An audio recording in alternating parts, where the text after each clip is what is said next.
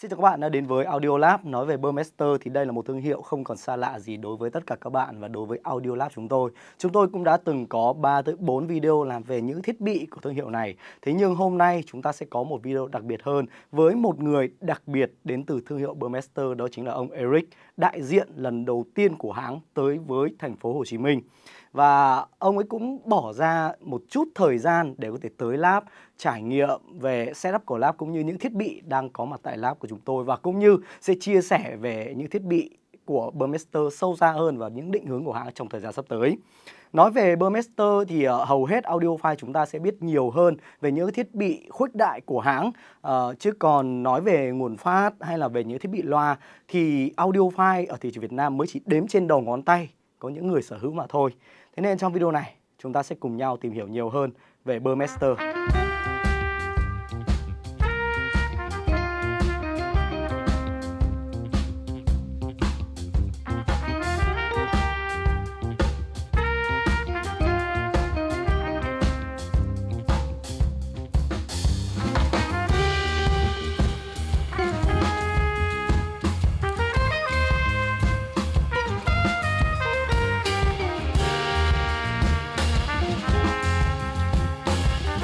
Vâng, ngồi cạnh tôi đây là ông Eric, đại diện của hãng Burmester, và bây giờ chúng ta sẽ cùng nhau làm quen, trò chuyện cùng ông để có thể hiểu thêm về những thiết bị của Burmester cũng như định hướng của Burmester trong thời gian sắp tới.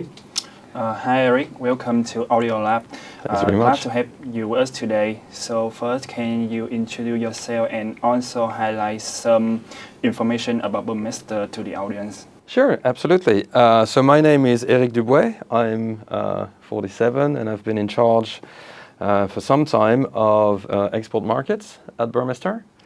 The scope of my work includes a number of European markets, Middle East, Asia, and North America. So a very, wide range of markets. Audience probably knows Burmester is a German brand based in Berlin, and we've been manufacturing our products in Berlin, Germany for over 40 years now. We have a complete range of products, from sources to speakers, including digital, analog sources like turntables. And we also have a pretty important part of our business, which is in the automotive industry, working with brands such as Mercedes, Porsche, and since a pretty short time with Ferrari. Trước khi đi vào những câu hỏi liên quan trực tiếp đến thương hiệu Burmester thì tôi cũng được biết là ông Eric hôm vừa rồi có đến trải nghiệm AV Show Saigon, Việt Nam, và bây giờ thì tôi cũng muốn ông ấy sẽ chia sẻ và đôi điều khi mà ông ấy tới với AV Show Việt Nam xem như thế nào nhé. We know that you already went to AV Show Saigon last week. So how do you think about this show? Well, it had been some time since I was in Vietnam because of COVID, of course, and well, I see that things haven't really changed too much, which is good. I was pleasantly surprised to see a lot of brands in there, which are still going strong here in the Southeast Asian markets. So it was, overall it seemed to be a very good show. Yeah, okay. So let's get back with Burmester. So we know that Burmester is not only an ultra high-end brand, but also a luxury brand. As you said before, that Burmester is cooperation with exotic car brands such as Ferrari, Porsche, and Bugatti. So, in your opinion, how Burmester can create a portfolio that can balance perfectly the needs of audiophile as well as luxury shoppers? The thing that is very clear is that Burmester is first and foremost an engineering company. So the price of our products is not, there are extremely expensive products, but we don't make them expensive because we want them to be expensive. They are expensive because of the way they're designed, engineered, and manufactured. Everything is handmade in Berlin, as I said before, which is part of why they're so expensive. What we see today is that we're actually getting there, you know, halfway between luxury and hi-fi markets. What we see is that a lot of our customers are audiophiles who simply want to have the best. You know how being an audiophile is a journey. You start with a small system, and over the years or the decades, you make that system bigger. And Burmester is a bit like the end of the journey. As in, once you have a full Burmester system, you can't really go higher. So this is one part of our customer base, and we see an increasing trend as well of people who are looking for luxury products more than anything else.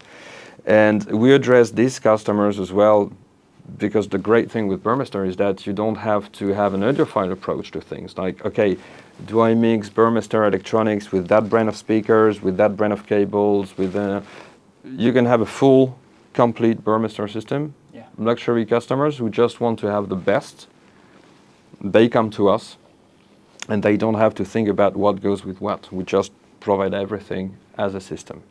So this is how we create that balance between luxury and audiophile markets. And of course, our strong partnerships we have with luxury car manufacturers is actually attracting more and more of those luxury clients towards us. Yeah. So let's talk about Poweramp. As we all know, the Poweramp 218 and 159 have a new design, and actually I like it very much. Good. But I want to ask you about the inside this Poweramp. Is there any significant change compared to the old generation that's already famous for the XM and Class AB outputs? Absolutely. Okay. So we launched the 159 some time ago, some months ago. So the 159 is our flagship design. Yeah. It took about 6 years to design that amp in its final, form as it is today. And we actually have 2 new Poweramps coming out at the moment. So the 218 that you mentioned, and the 216 as well. Yeah. And both of them actually draw heavily from the R&D work that we did for the 159. They draw from the 159s in terms of the transformers we use, which are different from what we used before. They're more silent, in particular. An important part of the work we did on the 159 was on the power supplies and how they're regulated. So the 216 and 218 use the same kind of power supply architecture as the 159. Another example is how we use thermal regulation, passive thermal regulation in the 159, which is a very innovative way of doing that. And we have trickled down those technologies on the new 218 and 216 as well. As for the XAMP, it's funny that you mentioned this, because we've had a couple of meetings about this in particular. You may know that the XAMP was a circuit that was originally designed by Dieter Burmester, the founder of the company. So we had the first version of it, XM1. Then for a number of years now, we had been working with the XM2 version, which was the second iteration of it. And in the last 12 months, we had one of the engineers in the company that worked on the XM circuit and who came up with an update of it. And we had a couple of products, especially preamps, that we tried with the XM2 and that new version. And it was like, wow, really, really much better. So we will have that new version. We have that new version of the XM3 that will be implemented in the new products in the future. We have a very ambitious product development program for the next few years. There will be a lot of new products. And that new XAMP version will be implemented in there. Được biết thì với mẫu Poweramp đầu bảng của Burmester là mẫu 159 có thể điều chỉnh được damping factor, thì bây giờ chúng ta sẽ cùng nhau tới với mục này để ông Eric sẽ chia sẻ về công nghệ đấy sẽ hoạt động như thế nào. Anh Giang. So with the Poweramp 159, it's true that we can adjust the damping factor to adapt the loudspeaker precisely. Yes. Yes, it is true. It is a technology that we spent quite a lot of time on. We realized that RMs are used in, in a multitude of applications, and pairing a very high-end, high-power amplifier with a pair of speakers can be a bit challenging sometimes because different factors have different characteristics. Yeah. So this was a way of adjusting the 159 to a specific pair of speakers and to a specific room as well, because rooms can be, can behave differently, especially in the bass, from one room to another. So what that damping factor adjustment offers is the ability to tune the bass response of your speaker according to your speaker, to your room, and to what you like as well. Some people like a really fast, dry bass, and some people like a slightly looser bass kind of response. So it doesn't add or subtract bass. That's really not what it does. It's not a bass level adjustment at all. It just makes the amp and the speaker react and interact differently. That's what it does to just make you able to fine-tune your system to your room and to your taste. Như tôi đã nói ở đầu video thì khi nhắc tới Burmester thì audiophile ở Việt Nam ai cũng sẽ biết đến thương hiệu này là một thương hiệu luxury high-end. Nhưng đa số chúng ta vẫn sẽ chỉ biết nhiều nhất đến những thiết bị là bộ khuếch đại của Burmester mà thôi. Hiện nay thì Burmester có làm thêm cả về những thiết bị nguồn phát, và đặc biệt đấy là những mẫu loa của Burmester, và bản thân chúng tôi cũng đã từng được tiếp cận với một mẫu loa rất lớn và rất hay của Burmester. Và đây cũng là một cơ hội để chúng ta sẽ cùng nhau tìm hiểu nhiều hơn về những sản phẩm loa high-end đến từ Burmester. Và bây giờ thì mời ông Eric sẽ tiếp tục chia sẻ. Yeah, as we all know, Burmester is a very famous high-end audio brand. We all know about your amplifications, but in Vietnam, audiophile know a little about your speaker, so it's a very good chance that you can share with us about the R&D of Burmester about this.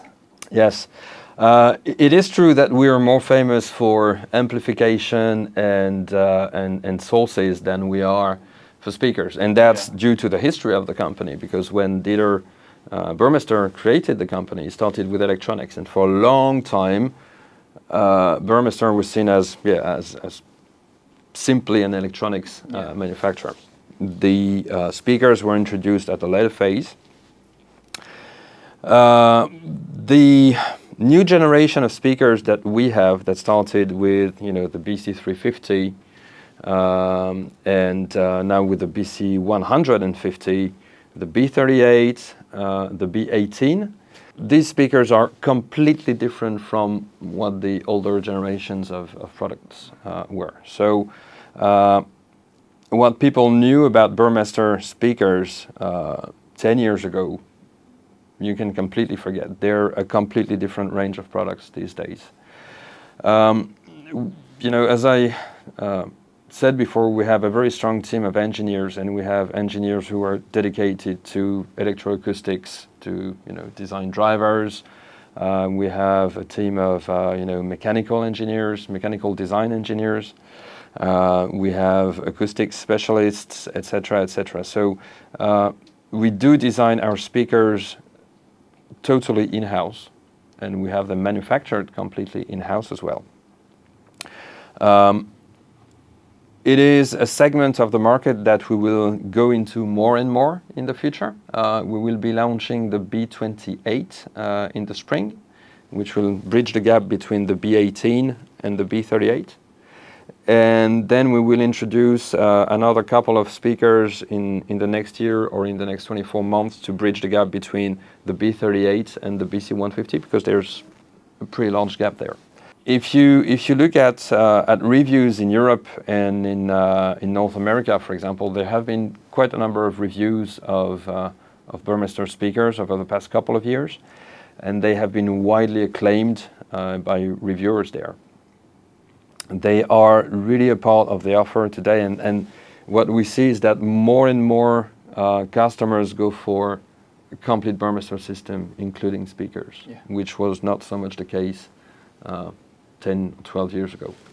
So we're really, developing a lot of new technologies and new products that will go into a wider range of speakers in the future. Yeah, thank you. So for the last questions, what's your opinion about Vietnamese market? Okay, that would be a long question to answer.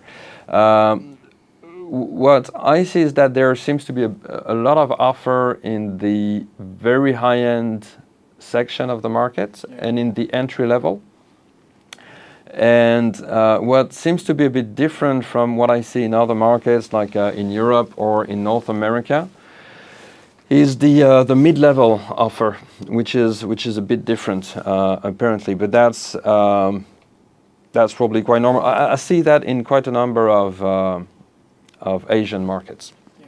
So that would be the main difference. But apart from that, you see a kind of globalization of the expectations in our markets. People tend to expect the same thing in Europe as you guys do in Vietnam, or as the Japanese customers or the American customers do, in terms of quality, in terms of performance. So yes, things are the differences are slightly growing smaller between markets. Như vậy, qua những chia sẻ của ông Eric, chúng ta đã hiểu hơn về thương hiệu Burmester và đặc biệt là về những sản phẩm nằm trong những thiết bị mà họ đang làm ra. Với những mẫu loa, với những mẫu nguồn phát, không chỉ là làm ra để đủ sản phẩm mà họ cũng đã đầu tư vào R&D để có thể phát triển rộng rãi hơn và mang tới những trải nghiệm tuyệt vời nhất trên mỗi sản phẩm mà họ mang lại cho audiophile. Một lần nữa thì chúng tôi cảm ơn ông Eric. Thank you, Eric. Thank you very much. Okay, thank you, Eric, for being with us today. Thanks very much for having me. Information about Burmester. Thank you. Yeah.